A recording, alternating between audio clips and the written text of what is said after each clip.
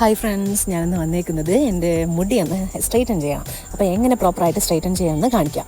First നമ്മൾ മുടി detangle ചെയ്യണം. അതായത് ഉടക്കെല്ലാം കളഞ്ഞിട്ട് മുടി ഒന്ന് ചീകി വൃത്തിയാക്കി വെക്കണം. കണ്ടില്ലേ, ഈ ചുരുളിച്ചയൊക്കെ മാറ്റി ഒന്ന് സ്ട്രൈറ്റ് ആക്കി എടുക്കണം. ഞാൻ ഒയാസിൻ്റെ ഹീറ്റ് പ്രൊട്ടക്റ്റൻ്റ് ഉപയോഗിക്കുന്നുണ്ട്.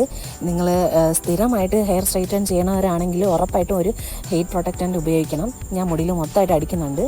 നിങ്ങൾക്ക് അഫോർഡബിൾ ആയിട്ടുള്ള ഏത് സ്പ്രേ വേണമെങ്കിലും വാങ്ങിക്കാം. അപ്പോൾ അത് കഴിഞ്ഞിട്ട് നമുക്ക് ഹെയർ ഒന്ന് ഡ്രൈ ചെയ്യണം.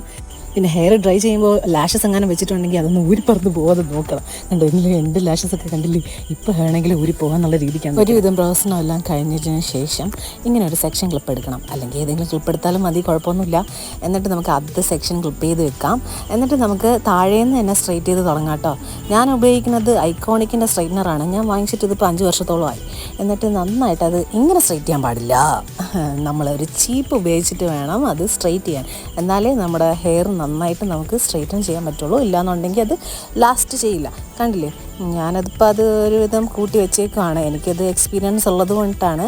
എക്സ്പീരിയൻസ് ഇല്ലാത്ത ആൾക്കാർ ആദ്യമേ ഹീറ്റ് കൂട്ടി വെച്ചിട്ട് സ്ട്രൈറ്റൻ ചെയ്യാൻ വേണ്ടി നിൽക്കരുത്. കാരണം വേറെ ഒന്നുമല്ല, മുടി പോകും, അത്ര തന്നെ വരുന്നില്ല കേട്ടോ.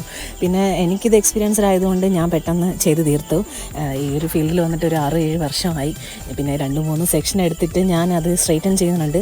ചീപ്പ് ഉപയോഗിച്ച് ചെയ്യുന്നതിൻ്റെ ആ ഒരു ഇത് കണ്ടില്ലേ, ഫിനിഷിങ്, അത് നമുക്ക് അല്ലാതെ ചീപ്പില്ലാതെ ഉപയോഗിക്കുമ്പോഴത്തേക്കും നമുക്കത് കിട്ടില്ല കേട്ടോ. അത് ലാസ്റ്റും ചെയ്യില്ല. കണ്ടില്ലേ ഇപ്പം എന്ത് ഭംഗിയായിട്ട് കിടക്കുന്നതെന്ന്.